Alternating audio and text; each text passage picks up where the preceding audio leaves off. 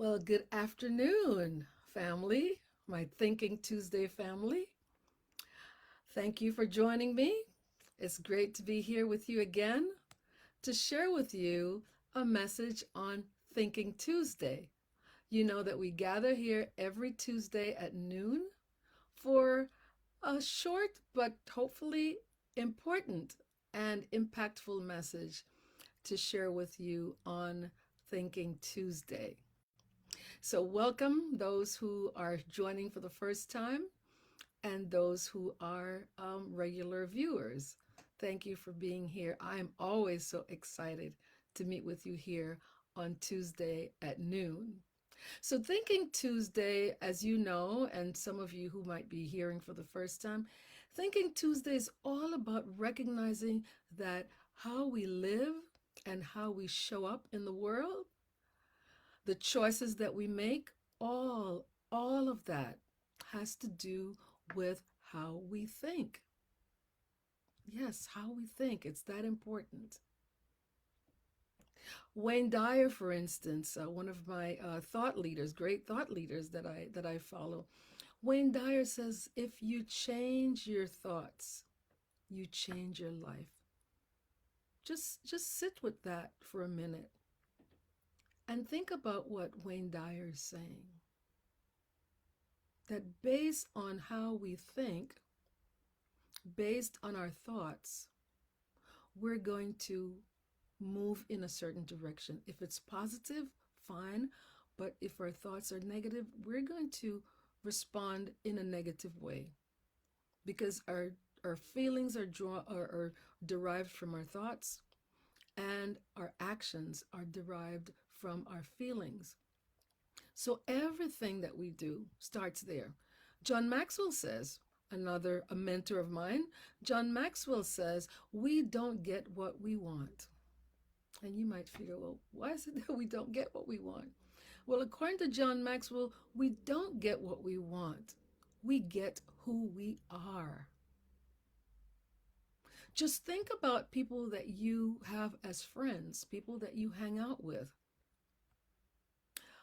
things that you aspire to get, to have, that you might not have or that you might have. Well, who is hanging around you? Are you attracting those people that think like you? If you're a positive thinker, fine. You see how that computes. Positive people don't want to be around negative people. Positive people think positively. But if you are attracting people who are negative, full of drama, always somebody else's fault, always the victim, you know, um, never taking any responsibility, never being accountable for their action. If you're attracting those kinds of people, then you have to ask, well, what is it that I'm putting out there? What is it that I'm putting out there that's making these people attracted to me? So, what John Maxwell says makes a lot of sense, that often we do not attract what we want. We attract who we are, what people see in us. And then James Allen says, a man, and we know it's written that way, but it includes women. James Allen says, a man is literally what he thinks. His character being the complete sum of his thoughts. If you think again of the type of thoughts that's occupying your mind and how they shape your behavior, how they shape your beliefs, we act based on our beliefs. When we believe certain things, when we adopt certain values, then that's woven into who we become. So these are the ingredients that help to make up who we are. So we here on Thinking Tuesday, and some of you are going to recognize this because I say it every week, we here on Thinking Tuesday, we've adopted the motto that your mind is a garden and your thoughts are the seeds. And you, as the gardener, I will say parenthetically, you as the gardener can grow flowers or you can grow weeds. So that's really emphasizing that you are in complete control of what thoughts you develop and cultivate. We choose our thoughts, and that is the beginning of designing who we are. So many people have said that. And if you think about your life, if you think about the lives of others that you know, and you know them well, or you've heard about some of what they think, or you've heard some of their statements, then you can begin to see the association with their thinking and who they are. Look at someone like Martin Luther King, right? We know he was not a perfect man, but we know how he thought. And how he thought determined how he acted. And we've seen the results of his actions. He was steadfast in what he thought. He knew what he wanted. He knew what he wanted for his people.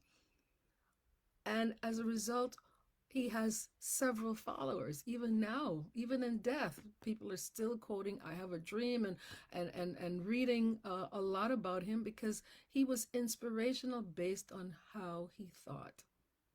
And then his character was also based on his thoughts.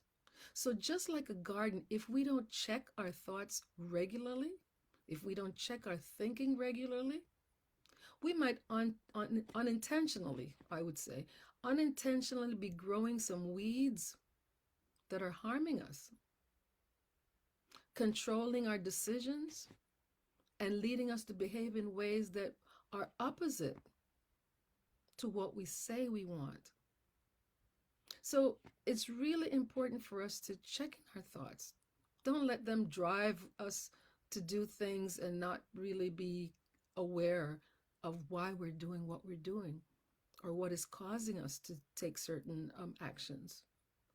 So to emphasize further, I want to remind you of another quote from James Allen.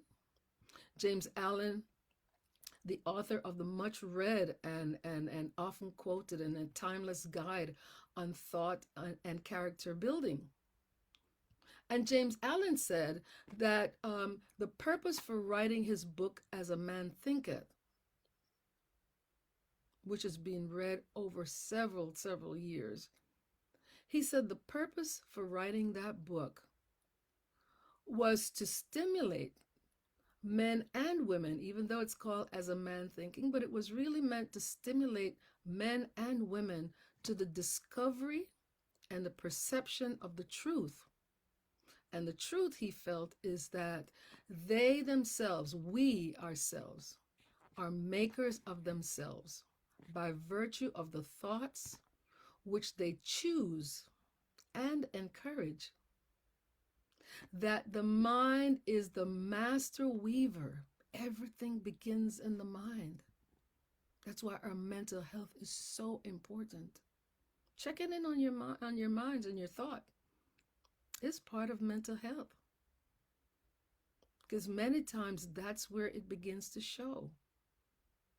And even our health in general, when we begin to forget things, when we begin to have thoughts that don't connect well, everything begins there. So he says, I'll just start with the phrase and not editorialize so that you can get the full sense of it. But he says that they themselves are makers of themselves by virtue of the thoughts they choose and encourage, that the mind is a master weaver, both of the inner garment of character and the outer garment of circumstances. And that as they may have hitherto woven in ignorance and pain, they may now weave in enlightenment and happiness. So he's saying that the thoughts that we harbor are really the master weaver that makes up the inner garment, who we are inside, our character, who we are. And they also are responsible for the circumstances that we find ourselves in. But he also says that those thoughts and those circumstances might have been born. They might have been born out of ignorance. Sometimes we do things innocently, but because we don't know the depths of what we do or the impact of what, it's ignorance. We learn from that, hopefully, you know. But all of that is to say that our thoughts are very, very powerful, even though they may have, and the circumstances that you find yourself in might have originated from ignorance or a painful situation, because things do happen to us sometimes. But the important piece that I really don't want you to miss is that ultimately, you are in control of how you can change that. Might not be easy, but we grow from challenges. So even though those thoughts and those circumstances might have originated out of ignorance or a painful situation, we can change them by the way the new thinking that we develop, right? So that we can also change them when we become enlightened, when we know the truths, when we see things from a different perspective, when we realize that we have certain control, and we can live in happiness even though those thoughts and those circumstances originated out of ignorance or a painful situation. So I think that is so empowering, and that's why I spend so much time, on thought and the power of thinking, because that is key to our freedom, to freedom of all people, the way you think. So I've been giving a lot of thought. I've been giving a lot of thought to how we can use our curiosity to grow ourselves, right? Unfortunately, oftentimes we spend more times being curious, or I would say inquisitive. Not that those two things are bad, but many times we're too inquisitive about other people. Don't get me wrong, it doesn't mean that we should not be curious about other people, especially if we see how they're growing and, oh, they're doing something that I would like to do. Maybe I can approach them and they can help me. Curiosity is great. Inquisitiveness is great. But oftentimes, our curiosity is based more out of judgment.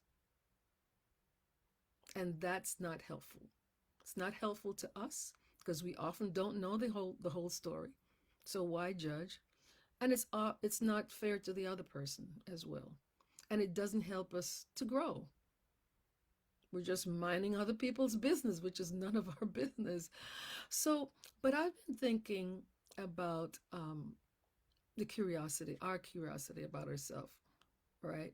How much time do you really spend being curious about yourself? What do you want to discover about yourself? That's a good question to ask yourself.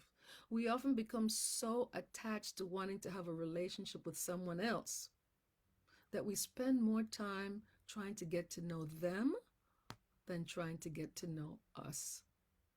But it's just as important, or even more important, that we know more about us. And you could say it sounds selfish, but it's selfish in a good way, because if we don't know ourselves, then we don't know how to grow ourselves, what areas we need to grow in. So being attached to wanting to know someone else often takes us away from getting to know more about ourselves. What are our strengths, for instance? What are the areas in which we have to improve and grow into? Those are curious questions. Those are questions of curiosity, worth thinking into. What do we have to bring to that relationship that we might be trying to get into? What experiences can we draw upon that might make this relationship better, or the quality of the relationship better than maybe a previous one, let's say. And why do we want to enter into that relationship? Because many times we don't give a lot of thought to why.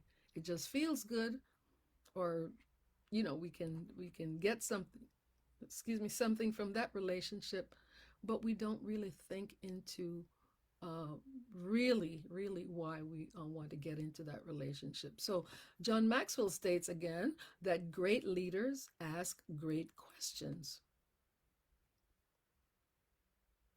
Questions are very important because the quality of their question is going to give you the quality of the answers that you want, right? So if it is true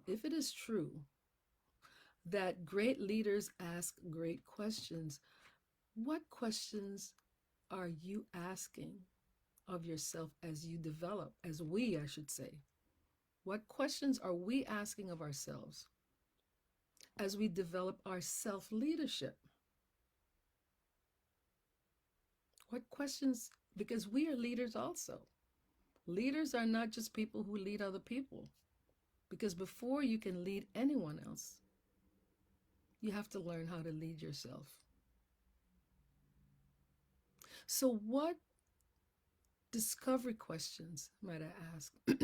What discovery questions are you asking yourself to really get to know and grow yourself, make you that better version of yourself? What are some of the self discovery questions? I can think of few that I ask myself often. This is just a few. I have a whole lot of them, but these are just a few. One is, what are the areas in my life that I need to develop more fully? As much as I love personal growth, I haven't tapped everything. And I'm glad I haven't, because it just tells me that there's always something more than I can perfect, things that I can get to know about myself. Because the more I know about myself, the better I'm able to navigate in all the different relationships that I have, and be better in what I do. Another question I ask myself: am I doing all that I can do to be successful in what I do? This is my passion. Doing what I do as a coach, as a trainer, speaker, a psychotherapist, I have to continually ask myself, am I doing all that I can do to be successful? More successful today than I was yesterday, let's say. It's a constant evaluation of yourself, which is not bad. It's a critical evaluation, and a necessary one. Another question that I ask myself: am I playing it too safe? Rather than stretching myself just a bit more, doing a little bit more than I plan to do. So those are self-discovery questions. Why am I taking a certain approach to something that I'm doing? What self-discovery questions are you asking yourself? Just think about it for a minute. What self-discovery questions are you asking of yourself? And if there are no questions that you can come up with, then you must ask why not, because there should be. These self-exploratory questions are necessary for continued growth. If you're stuck, these are questions that you should be asking yourself, or get in front of somebody, a trusted friend, a mentor, a coach, someone who can ask you those questions that you find difficult to ask yourself. Because it's very difficult sometimes for us to ask ourselves, or to even know what questions, but we just might not be feeling that we're functioning at our best, and we might not know. We might just have a vague idea. We might not know. Get in front of someone who can shake you up a little bit and help you to get to the core of what's going on. Why is it that you don't feel as successful? Why is it that you don't have the kind of joy that you would like to have? Whatever the issue is, but get in front of someone. Get in front of someone that you can trust, who you can speak to from the depths of your soul, and who you know is going to keep what you're asking or what you're discussing confidential, because that's very, very important also. You know, growth is really stimulated by being curious about yourself. That's the only way that we grow, because we can't go where we don't know how to go, or find a path where that's not clear for us if we don't ask the questions. A question help to open up that path, get us thinking, so that we can begin to access some of what we already have within us. That's the beautiful thing about it. We already are equipped, but we need help sometimes beyond what we feel we can offer ourselves. So asking those why questions and not being afraid to go where they're taking you, because they will take you in some places that are uncomfortable. And growth is all about stepping out of your comfort zone. We don't grow there. We might feel good there, but sometimes we know that even though we're comfortable, it's not the best place to be. We have intuition. We can feel it. So don't block those feelings as they're emerging. They're telling you something. Just be open and um, follow them. Use them as a guide. So I want to leave you with a challenge today. And my challenge to you today is this: to begin to develop some self-discovery questions today. Begin if you don't have any self-discovery questions. And if you have already begun some of those self-discovery questions, continue to think about other questions, because there really should be no finish line to your personal growth. When you stop asking questions, you stop growing. So that's my challenge for you today. Please begin to develop those self-discovery. It's discovering about yourself, what's going on inside, the thoughts that you have about yourself. Where did they come from? As I mentioned, James Allen talked about our thoughts being the master weaver, right? So you want to be that person who is able to tap into what's going on inside you. How can I continue growing? What's stopping me from growing? Why am I stuck? And don't be afraid to reach out. You can reach out to me through my website, drcherylburton.com, for a complimentary confidential consultation to help you begin to think through some of those areas in which you might be stuck, or trying to get from here to there.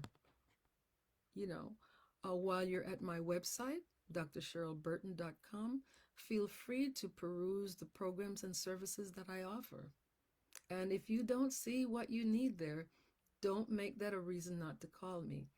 You can reach out to me through the website, and I will help to walk you through to design what it is that you're looking for. So there's no excuse.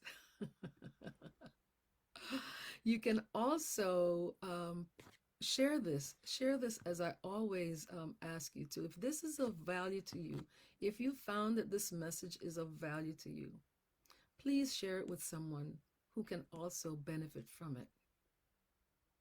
You can find these messages of Thinking Tuesday on my YouTube channel, Thinking Tuesday, Cheryl Burton.